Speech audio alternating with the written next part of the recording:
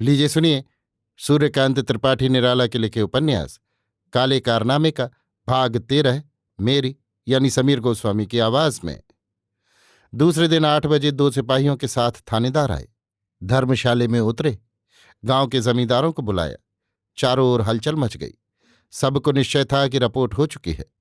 मातादीन थानेदार से सहमत होकर भी न हुआ। गांव भर में उसने भी अपनी दो रंगी उड़ाई थी। मजदूरों से अच्छे अच्छे पलंग 2-3 उठवाकर जमींदार राम राखन ने भिजवा दिए।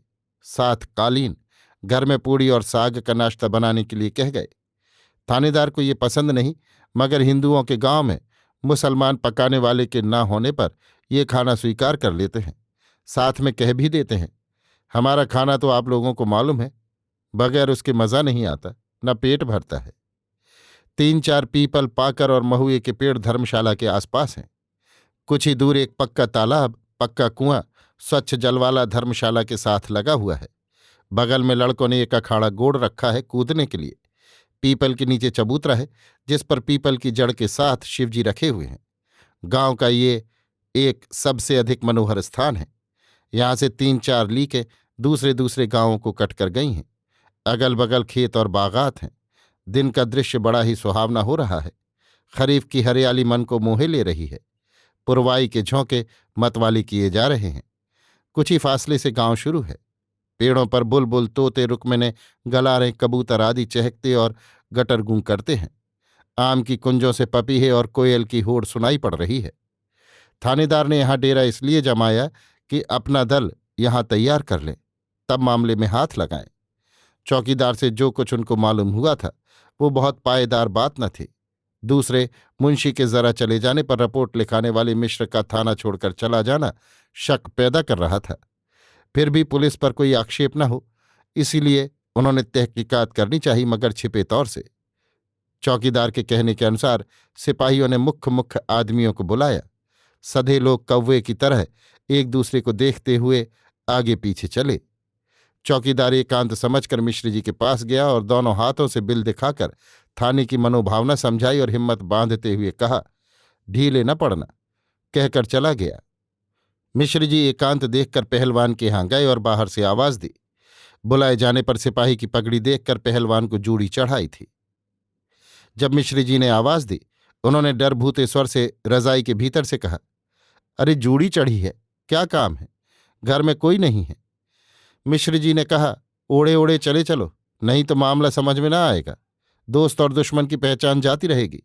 हम आगे आगे चलते हैं, हमारी तरफदार रहना।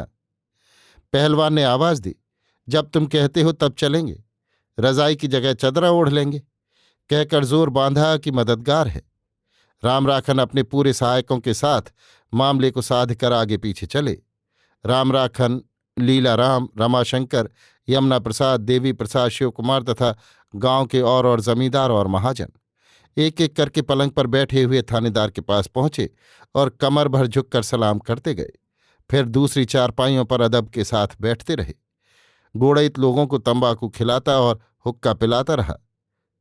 थानेदार के कहने के माफिक अभी ये सरकारी काम नहीं, गांव के लोगों से थानेदार की आपसी बातचीत है।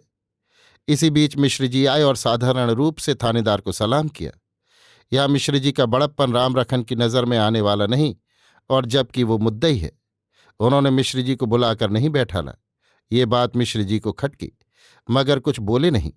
संसार वाली नस दबाए हुए, होश दुरुस्त किए हुए धर्मशाला के चबूतरे पर सब की तरफ मुंह करके बैठे।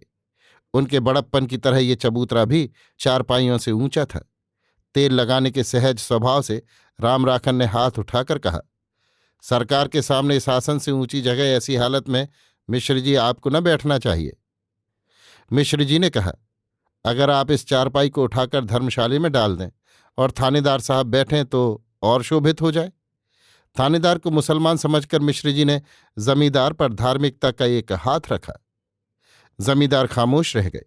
उन्होंने सोचा, मुसलमान को हिंदू धर्मशाला में घुसेड़कर लोगों की निगाह में हमको गिराना चाहता है। कुछ नजर बदली, मगर अंदर से डरे कि मामला उन्हीं का गठाया हुआ है, कहीं ये उल्टा खुदाई न गले डाल दे। दबकर ढांढस बंधाते हुए कहा, बैठे रहिए, जैसे चारपाई वैसे चबूतरा। थानेदार बातचीत तौलते रहे। इसी समय चदरा ओढ़े कोट पहने कांखते हुए पहलवान धीरे धीरे आए और जहां मिश्र जी बैठे थे उसी जगह एक किनारे से थानेदार को दूर का सलाम करके बैठे। उनको निश्चय था ये गठना उन्हीं पर है। एक चारपाई पर सिपाही बैठे। गांव के 3 चौकीदार लाठी लिए हुए अगल बगल खड़े थे। इक्के दुक्के लोग जो राही थे या जिनका मामले से ताल्लुक न था आते जाते रहे। थोड़ी देर में जमींदारों वाली चारपाई के एक एक पाए के पास पान दोहरा खायों की तंबाकू की पीक से बित्ते बित्ते भर जमीन रंग गई। गांव में भीट, गांव के तमोली कई रोज की तैयारी, सैकड़ों की संख्या में लगे पान लौंगदार ले आए। इलायची दोहरा और जर्दा वाली तश्तरियां भी 2-3। सिपाहियों ने पत्ते चबाने वाले बकरों को मात किया। झूठ के मामले में जमींदारों की चौगनी फुर्ती थी। अभी आप सुन रहे थे सूर्यकांत त्रिपाठी निराला के लिखे उपन्यास काले कारनामे का भाग 13, मेरी यानी समीर गोस्वामी की आवाज में।